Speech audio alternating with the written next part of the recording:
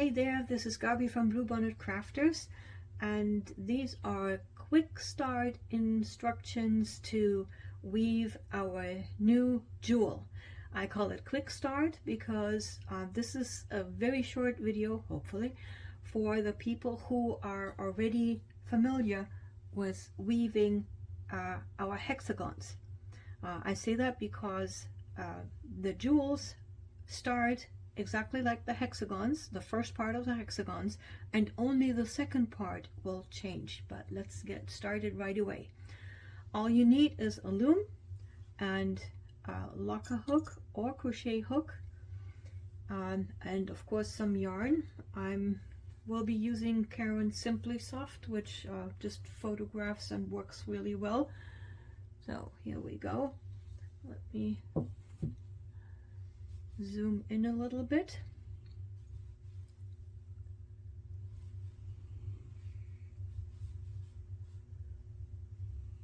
Okay, this should do.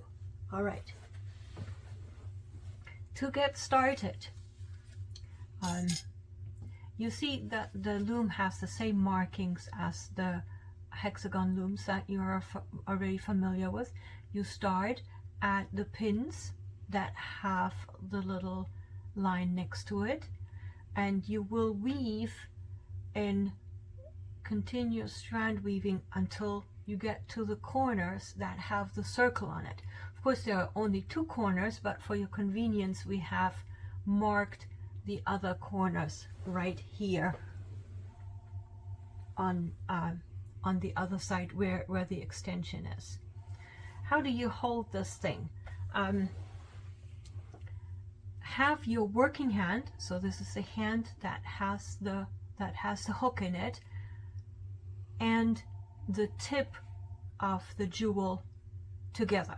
So if you're working with this hand, make sure that the tip of the jewel points to where you work, to your working hand. All right, and then you just get going. I do recommend right now, if you like to use the tails to sew your weavies together, I do recommend that you measure about twice the length of your jewel, and this is plenty. But because the jewel has so many different ways to be joined, it's good to have a little bit longer tail. And then you start as usual here at the top and go to the bottom, back to the top, and then start weaving. And you weave it really like the first part of a hexagon.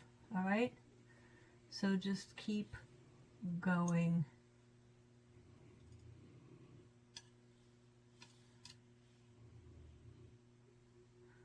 Like that. All right, so I pause here, and then I'll see you when I have done the first part of the hexagon weaving. Okay, here we are. The first part of the hexagon weaving is completed.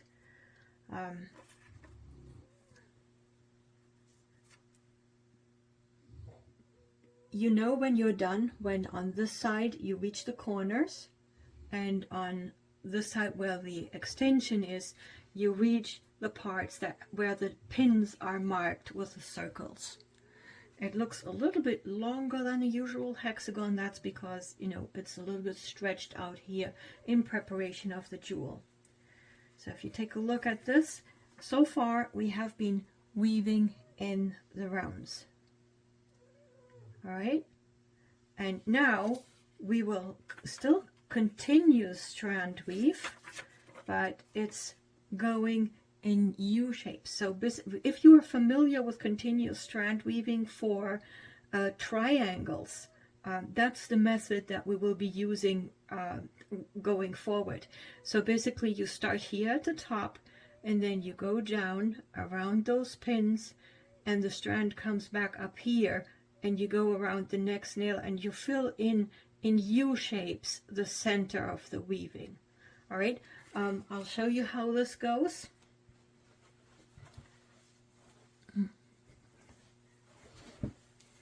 So you don't need to move the loom at all, and you just start weaving under, over, all across, and then you come out next to the pin, or the pin that's next to the yarn. So this is where your yarn comes out when you weave the first part of the hexagon, and you come out between that pin and the next pin. Then you fetch the yarn here and pull it through like this and go around the next pin on this side here. You carry the yarn over to the opposite side, and then you adjust, you carry the second one, the tail of the working yarn to the top between the next pins that don't have a working yarn go through. Okay, so like this. If you want, you can of course use a packing comb or any tool of your liking to straighten out the lines. I do recommend that you weave loosely. If you do the test like this, you should not be able to play the harp on it. Depending on what material you work with, for example, if you work with cotton that has no stretch, work very, very, very loosely.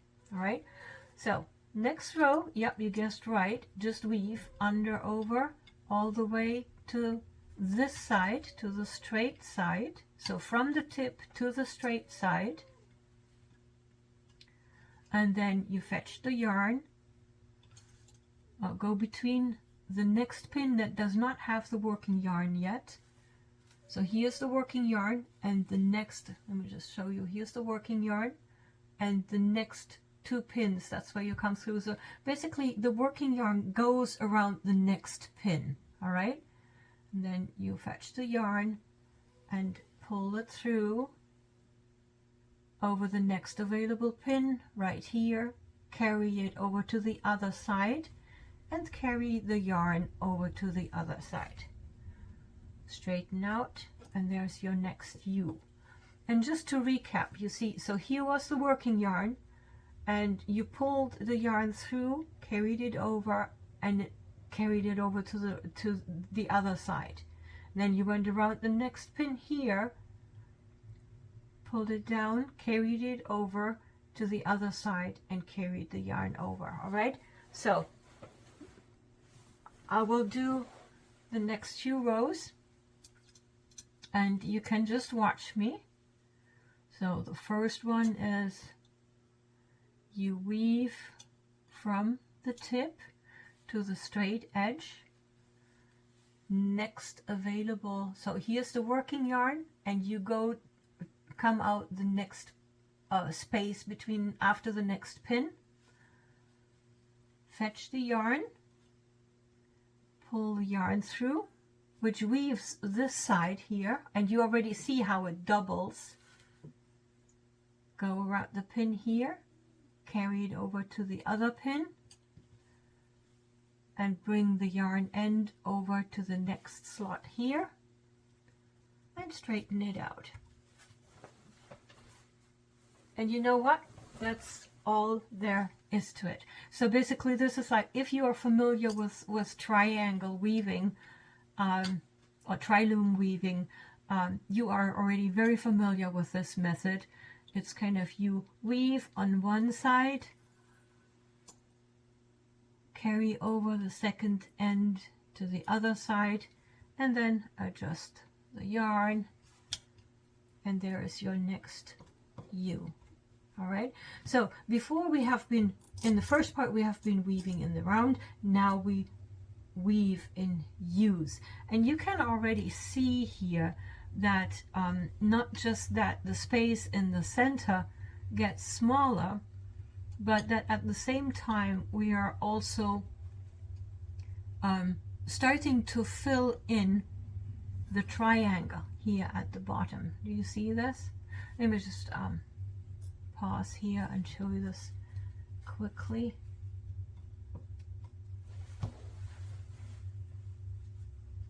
So you see here, for example, is there's the circle. That's where we finished the first part of weaving, and these are the rows that we have worked in addition to that since then.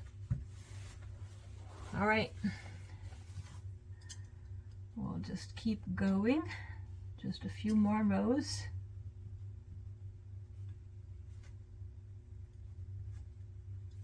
Or use, I should say.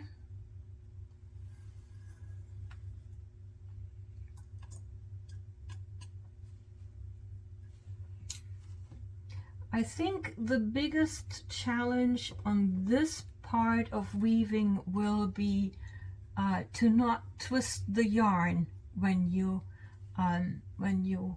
pull it down and put it over the pins. And I'll show you a little trick here. So basically we start a new weaving row or weaving U, and look at the pin of my hook. It's facing towards the center that still needs to be woven. You see that? And that's a trick that I use to make sure that I get the right pins, particularly when the rows get so small.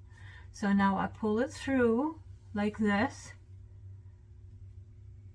and then I put it over the pin of the row where I came from,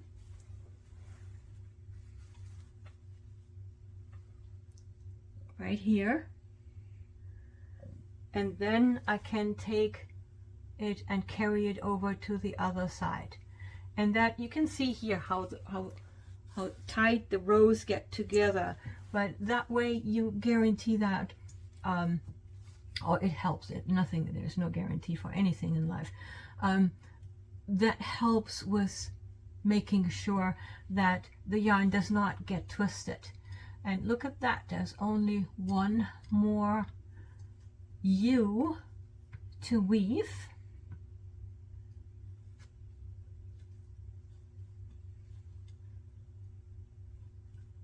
And the same thing, I have it facing towards the part that still needs to get woven.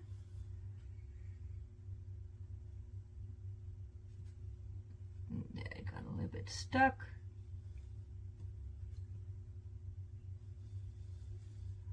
So over the pin first, that is on the side where I've been working, carry it over to the other side, and that's it.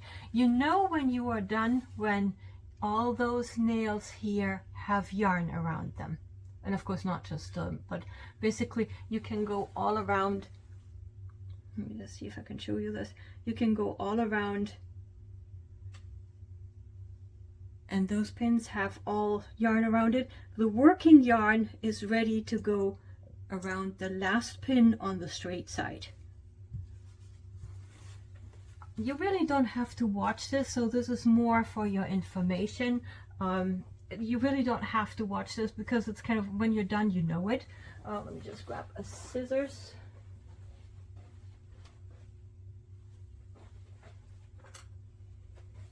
I forgot to prepare the scissors, but here we are. Because all we need to do now is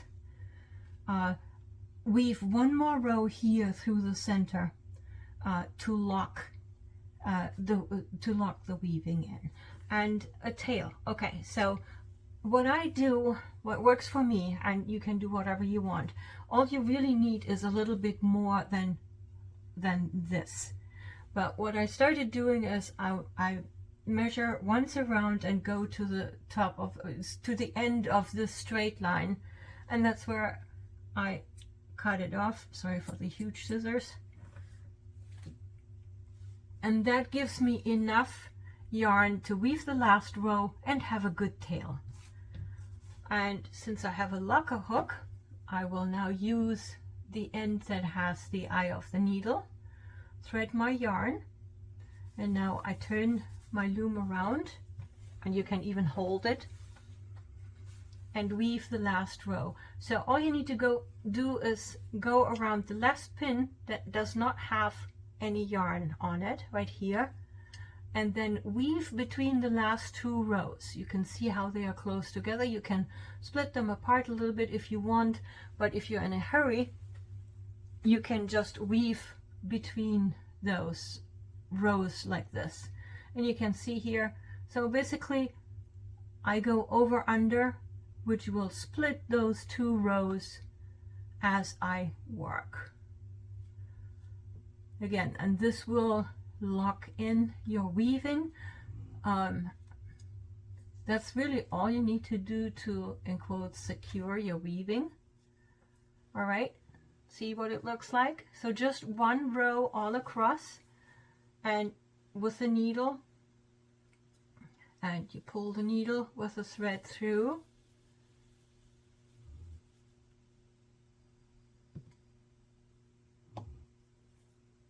Like this, and that's all. So if you want, you can straighten out. Now this is actually pretty good, because if you just give it a little scrub right now, it will very nicely even out the rows. And doesn't that look good already? So here's your jewel, and here comes the really exciting part. To pop it off, you just push from the back and then take it off. So I push it off here on the white side. It's keeps it a little bit more in shape instantly, but you can pretty much do whatever you want. So, and here is your very own and super pretty. Okay, let me show you. This was how we had the loom. And when